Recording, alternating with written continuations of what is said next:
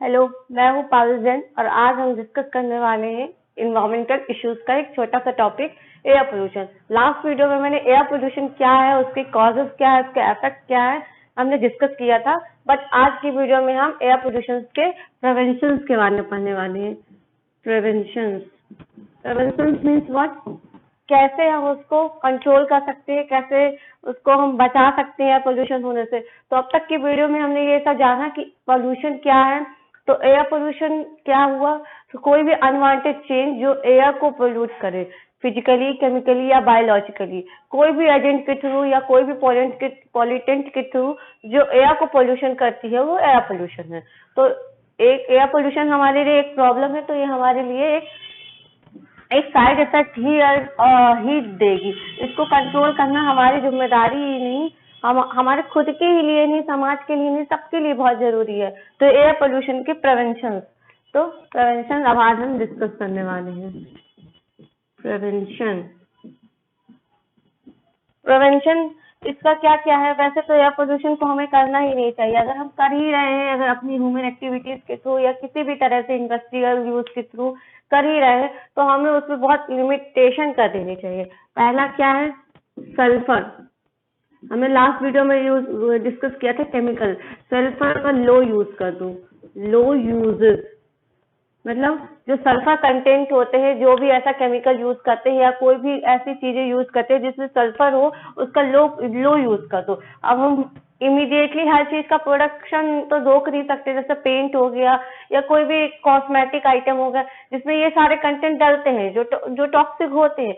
But हम immediately उसे control कर सकते हैं, लेकिन हम उसे खत्म नहीं कर सकते क्योंकि हमारे डे टू डे लाइफ का पार्ट बन चुका है। जैसे पेंट बनाने वाली कंपनी इतने सारे केमिकल्स यूज करती है, तो हम उसे ये नहीं कह सकते कि आप पेंट नहीं बनाइए। क्यों? क्योंकि वो हमारे लिए बहुत जरूरी है। लेकिन हम इसे कह सकते हैं कि थोड़ा इसका कॉस्ट बढ़ाकर उसकी क्वालिटी में इनहेंस कर दे और ये जो टॉक्सिक मटेरियल है वो सब कम करके। तो इस तरह हम एयर पोल्यूशन ही नहीं, तो हर प्रकार के पोल्यूशन को कंट्रोल कर सकते हैं। तो ये सल्फर का लो यूज करके। दूसरा क्या है, दूसरा है सीएनजी। सीएनजी क्या है, compressed नेचुरल गैस। इसका फुल फॉर्म है कॉम्प्रेस्ड नेचुरल गैस। तो इसके शब्द से ही पता चल रहा है नेचुरल यानी ये खुद से, मतलब नेचर में ही पाई जाती होगी, मैन मेड नहीं है। तो नेचर के डीप अर्थ में से पाई जाती है। जो गैस है उसको कंप्रेस्ड फॉर्म में रखा गया है। तो ये सीएनजी को हम यूज के लिए क्यों बोल रहे हैं, पेट्रोल और डीजल का इतना डे टू डे लाइफ में हम इतना ज्यादा व्हीकल्स और बहुत सारे इंस्ट्रूमेंट को रन करने के लिए यूज करते हैं, जिससे है ना पेट्रोल और डीजल एक खत्म होने की कगार में आ गए हैं। तो पहला यूज तो वो ही है, और दूसरा सीएनजी उससे बेटर रिजल्ट देता है। वो ज्यादा अमाउंट में अनबॉर्न देता है, अनबॉर्न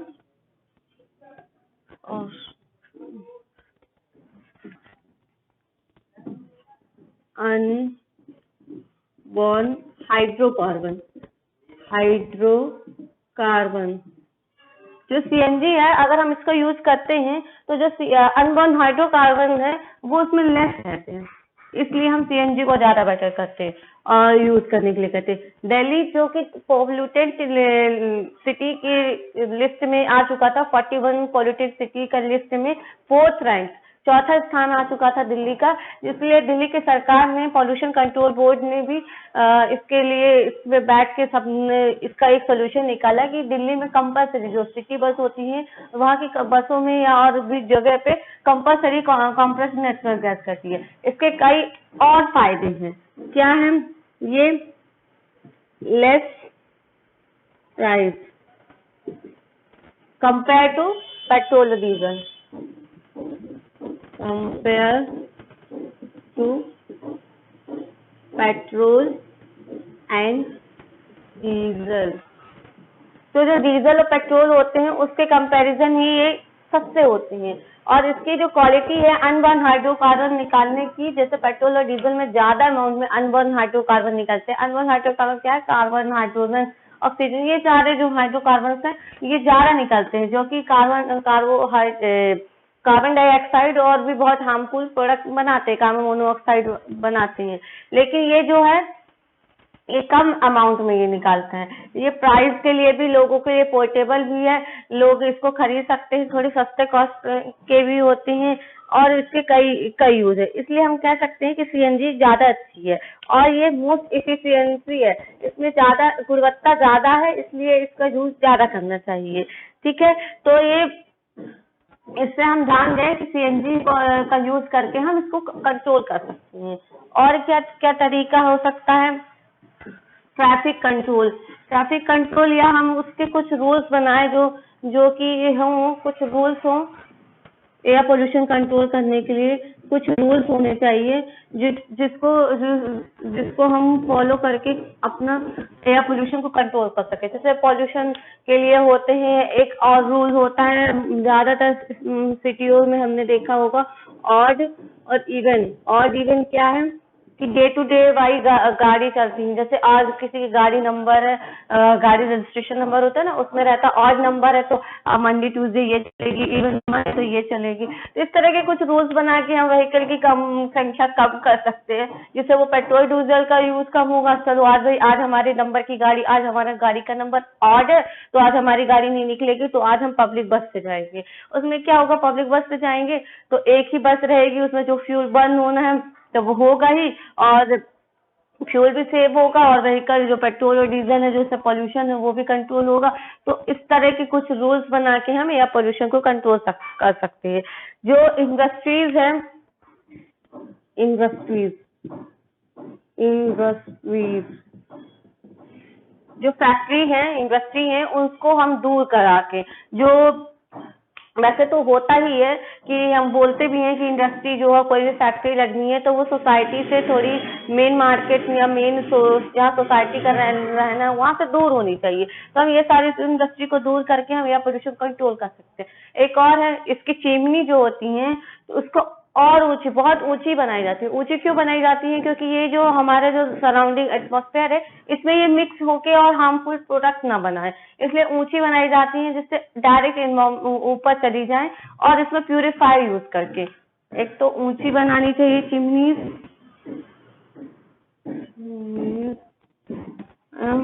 और प्यूरिफाई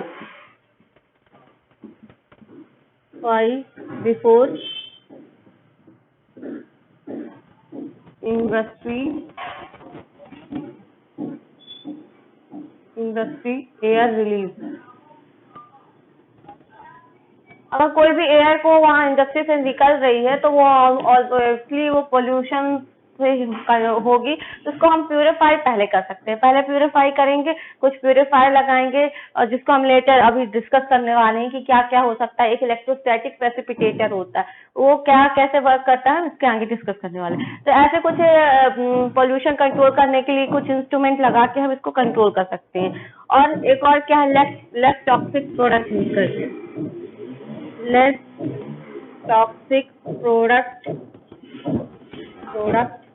यूज। तो हम जो ये जैसे हमने बोला था सल्फर का लो कंटेंट यूज करेंगे, इसी तरह अगर लेस टॉक्सिक प्रोडक्ट का हम यूज करेंगे तो हम इससे है ना एनवायरमेंट में जो एयर रिलीज है होगी वो लेस पॉल्यूटेंट होगा। फर्टिलाइजर वगैरह हो गया जो हम एग्रीकल्चर फील्ड में यूज करते हैं, उससे भी बहुत सारा लार्ज अमाउंट में एयर पोल्यूशन होता है। ये सब चीजों का जो हम केमिकली बहुत ज्यादा मॉडर्न होते जा रहे हैं और जो ज्यादा रिजल्ट के पाने के चक्कर में और हम एयर को ज्यादा पोल्यूशन करते जा रहे हैं, इसके लिए कंट्रोल करने के लिए हमें इस तरह की कुछ ये सब करना चाहिए। तो आज हमने क्या क्या डिस्कस किया, हमें व्हीकल जो है अगर regular vehicle check, regular vehicle का क्या चेक है, हमें व्हीकल को समय समय पर, जैसे बोलते पुराने व्हीकल राजदूत चलती थी और भी पुराने vehicle large amount of sound फट फट फट फट ऐसे करके साउंड क्रिएट करते थे। लेकिन आज के डेट में जो है वो सेल्फ स्टार्ट तो होते हैं लेकिन वो बहुत लेस अमाउंट में साउंड प्रोड्यूस करते हैं। तो इससे वो व्हीकल अगर पुराना इंजन हो चुका है तो उसमें डीजल लेने की कैपेसिटी और डीजल की इफिशियंसी कम हो जाएगी। अगर कोई व्हीकल है, अगर वो एक व्हीकल है जो ओल्ड है तो वो अगर एक लीटर पेट्रोल में या कोई भी फ्यूल में अगर वो 40 किलोमीटर चलती है, तो जो न्यू होगी वो एक लीटर में वो ये 40 किलोमीटर चलती है, तो न्यू व्हीकल होगी तो वो 70, उसका एवरेज कितना देता है वो गाड़ी की कैपेसिटी के हिसाब से, बहुत सारे मॉडल आते हैं, वो दूसरा फील्ड हो गया। तो इस तरह हम कह सकते हैं कि जो पुराने व्हीकल्स हैं, जो बहुत ही पुराने हैं, वो तो गवर्नमेंट ने खुद ही राजदूत वगैरह गाड़ी जो आपने सुनी होगी, जो बुलेट का ओल्ड वर्जन था, उसको खुद ही सरकार ने बंद कर दी, कंपल्सरी बंद कर दी। तो जो ओल्ड गाड़ीज हैं उनका माइलेज और वो कम देती हैं, साउंड भी बहुत लाउड होता है और फ्यूल जो बर्न होता है वो भी बहुत होता है। इस तरह हम कह सकते हैं कि हमें रेगुलर व्हीकल चेक करानी चाहिए, हमें उसको देखते रहना चाहिए कि इंजन सही है, वर्क कर रहा है या नहीं, गाड़ी में ज्यादा वो नहीं हो रहा है कि नहीं। ठीक है, लेस टॉक्सिक प्रोडक्ट यूज करके भी हम कंट्रोल कर सकते हैं। इंडस्ट्री से कोई भी एयर रिलीज हो रही है उसको प्यूरिफाई करके भी हम कर सकते हैं। और रूल्स, ट्रैफिक के रूल्स जो होते हैं, जैसे हॉर्न फ्री जोन पे अगर हॉर्न ना बजा के और ज्यादा अमाउंट में हम हॉर्न ना करके, क्योंकि ये सब इरिटेटिंग किसके लिए है, हमारे खुद के लिए है और हम एटमॉस्फेयर को खुद ही गंदा करते जा रहे हैं। तो जो रूल्स है ऑड इवन का हो गया, या ट्रैफिक रूल्स हो चुके हैं, या ट्रैफिक में अगर इतने मिनट का सिग्नल नहीं दे रहा तो हम खुद से ही बंद करते हैं। अगर उसका अपनी गाड़ी को ऑन करते तो वो फ्यूल भी सेव रहेगा, और लोग हॉर्न बजाते हैं, वो जो नॉइस होता है वो भी हमने लास्ट वीडियो में डिस्कस किया था कि एयर पोल्यूशन के अंदर ही आता है। तो एयर पोल्यूशन हो चाहे साउंड पोल्यूशन है, दोनों ब्रॉडली एयर में ही आते हैं। तो इस तरह से हम इसको कंट्रोल कर सकते हैं। सीएनजी का क्या है, कंप्रेस्ड नेचुरल गैस है, ये भी बहुत सस्ती भी है, अब कंपेयर टू पेट्रोल और डीजल ये सस्ती भी है, और इसको हम कंट्रोल कर सकते हैं। इसको यूज करके हम बहुत सारे अनवन हाइड्रोकार्बन को जो है कंट्रोल कर सकते हैं, इसलिए सीएनजी बहुत यूजफुल है। सल्फर का कंटेंट अगर हम लो कर देंगे तो इसका हम एयर पोल्यूशन को हम कंट्रोल कर सकते हैं। और एक और क्या हो सकता है, एक और है इलेक्ट्रोस्टैटिक प्रेसिपिटेटेड इंस्ट्रूमेंट है, उसका यूज करके भी हम कंट्रोल कर सकते हैं। एक है कैटलिस्ट कन्वर्टर।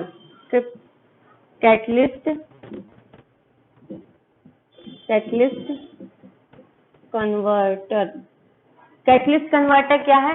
कैटलिस्ट कोई भी वो प्रोडक्ट जो किसी भी प्रोसेस को इनहेंस करते, कोई भी प्रोसेस को बढ़ा दे, स्पीड अप कर दे, कोई स्पीड अप बूस्टर जिसको हम कहते हैं ना, एनर्जी बूस्टर होता है ना, उसी तरह कैटलिस्ट होता है जो भी कोई भी प्रोसेस को आगे बढ़ा दे। तो इसको कैटलिस्ट कन्वर्टर क्या है, अनवन हाइड्रोकार्बन को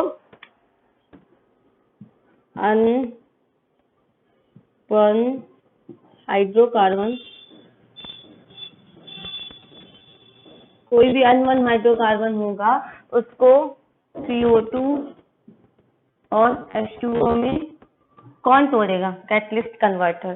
तो ये लगा होगा तो ज्यादातर अनवन हाइड्रोकार्बन की संख्या को कम करके रखेगा। तो ये कैटलिस्ट क्या होते हैं, थोड़े से महंगे मेटल्स होते हैं, जैसे प्लेटिनम हो गया, पोलेडियम हो गया, ये सारे जो मेटल्स हैं ये थोड़े से महंगे आते हैं, लेकिन अगर हम इसका यूज करते हैं तो अनवन हाइड्रोकार्बन की संख्या को कम कर देता है और थोड़ी यूजफुल प्रोडक्ट में कन्वर्ट कर देता है।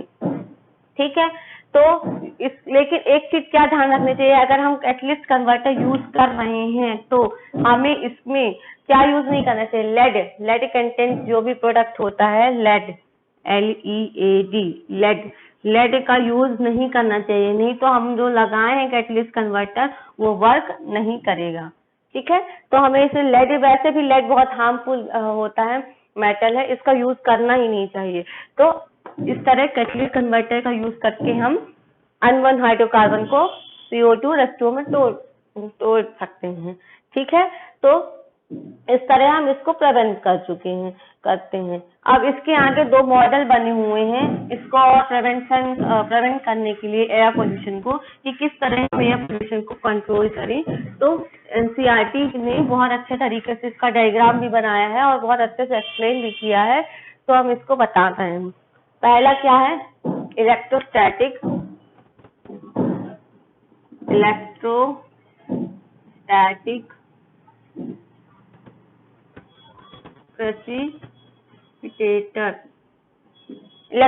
प्रेसिपिटेटर क्या है, इसके शब्द से ही समझिए। इलेक्ट्रो यानी क्या है, इलेक्ट्रिक फील्ड में, इलेक्ट्रिक इलेक्ट्रिक फील्ड देगा। ठीक, तो स्टैटिक मीन्स क्या है, एक जगह पे रहना, मोशन ना करना। ठीक, तो स्टैटिक और प्रेसिपिटेटर हमने बताया था very very very very small particle. तो इसके शब्द से ही समझ लो, इलेक्ट्रिसिटी अगर हम देंगे तो स्टैटिक यानी स्थिर हो जाना, स्थिर यानी वो नो मोशन। मोशन, अगर कोई इलेक्ट्रिसिटी देंगे तो कोई भी जो पार्टिकल्स है, जो वेरी स्मॉल पार्टिकल है, वो मोशन नहीं करेगा। इसका एक इंस्ट्रूमेंट बनाया, तो वो कैसे वर्क करता है, ये कोई चैम्बर है, इसमें अगर यहाँ से डायरेक्ट पार्टिकल देते हैं या कोई भी पोल्यूट एयर देते हैं, कोई भी पोल्यूट एयर, ठीक है, एयर हमने इसमें दी, तो यहाँ पे एनोड के चैम्बर लगे हुए हैं। किसके, एनोड। इलेक्ट्रोस्टैटिक कहा ना, तो एनोड और कैथोड तो हमने पढ़ा ही होगा फिजिक्स में, एनोड क्या होता है और कैथोड क्या होता है। तो एनोड के चैम्बर लगे हुए हैं, एनोड रॉड चैम्बर। ठीक, तो ये क्या है, एनोड कौन सा, निगेटिव चार्ज है, डस्ट पार्टिकल भी निगेटिव चार्ज है, और यहाँ पे एक कलेक्टर लगा हुआ है। कलेक्टर, कलेक्टर का क्या क्या है, प्योर एयर को यहाँ से, ये जो डस्ट पार्टिकल यहाँ से गुजरेगा तो इसमें स्टिक कर जाएगा, क्योंकि हमने क्या किया, इलेक्ट्रिक के प्रेजेंस में अगर इलेक्ट्रिसिटी हुई, एनोड पार्टिकल, देखिए ये एयर है, डर्टी पोल्यूट एयर या डर्ट एयर, जो भी पोल्यूशन है, तो इलेक्ट्रिसिटी है एनोड में जो है निगेटिव चार्ज वाली निकलेगी, तो जो एयर से इसमें स्टिक कर जाएगी। इसमें हम अच्छे से और बताते हैं, तो ये डर्ट पार्टिकल इसमें स्टिक करेगी। ठीक है, तो ये जो डर्ट पार्टिकल है वो भी निगेटिव है आयन है, और इसमें स्टिक कर जाएगी। जो प्योर एयर है, हम प्योर एयर, ये जो हम इसमें यहाँ बना देते हैं, जो प्योर एयर है वो रहेगी, और जो डस्ट पार्टिकल है, ये जो इसमें स्टिक है वो इसमें स्टिक रहेगी। और जो प्योर एयर है, जो ये प्योर एयर है, जो यहाँ है ब्लू कलर से हम डिनोट कर रहे हैं, ये जो प्योर एयर है ये यहाँ पे निकल जाएगी, और जो ये कलेक्टर है ये कलेक्ट कर लेगा प्योर एयर को, प्योर एयर को। तो क्या हम ये इंस्ट्रूमेंट को समझ गए, इलेक्ट्रोस्टैटिक प्रेसिपिटेटर क्या है। ये जो पोल्यूटेंट है रेड और ब्लू, हम ध्यान देना, जो रेड कलर से हमने बनाया, रेड डेंजरस का साइन होता है, और रेड कलर से हमने डस्ट पार्टिकल को बनाया, एनोड है, रॉड है, और डस्ट पार्टिकल, डर्टी पार्टिकल्स है जो कि इससे स्टिक हो गए, चिपक गए हैं। इलेक्ट्रिक के प्रेजेंस में नो मोशन, यानी इससे चिपक गए, मोशन नहीं करते हैं, और जो मोशन कर रहे हैं वो यहाँ आ गए, मोशन कर प्योर एयर, तो कलेक्ट करके हम उसे रिलीज कर देंगे। तो ये जो मॉडल हुआ इलेक्ट्रोस्टैटिक प्रेसिपिटेटर का, ठीक है, आपको समझ में आ गया होगा कि ये किस तरह वर्क करता है। ठीक है, एनसीईआरटी में बहुत अच्छे तरीके से इसका डायग्राम बना हुआ है, और उसमें बहुत अच्छे तरीके से एक्सप्लेन किया गया है, मैंने उसी के थ्रू से समझाने की आपको कोशिश की है। ठीक है, दूसरा एक और मॉडल है, क्या है, स्क्रबर। स्क्रबर ये किस तरह वर्क करता है, ये भी एक तरीका है एयर को, पोल्यूशन को एक प्यूरिफाई करने का। तो ये क्या है, एक ये ऐसा चैम्बर होता है, यहाँ से फ्रेश एयर आएगी,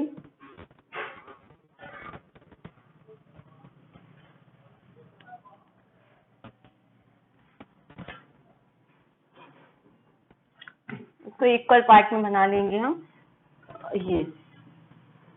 ठीक है, तो यहाँ से फ्रेश एयर आएगी, ये हमने एक चैम्बर यहाँ पे बना दिया, ये यहाँ पे वाटर जो है, और यहाँ से आएगी एयर, क्या इधर इधर बनाते हैं, यहाँ पे आएगी जो है एयर।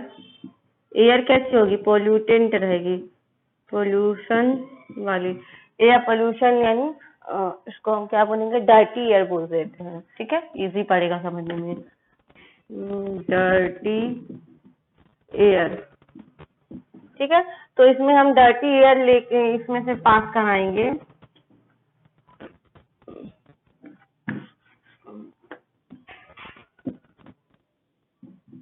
डर्टी एयर, इधर से हम डर्टी एयर पास कराएंगे, और यहाँ से वाटर स्प्रे करेंगे।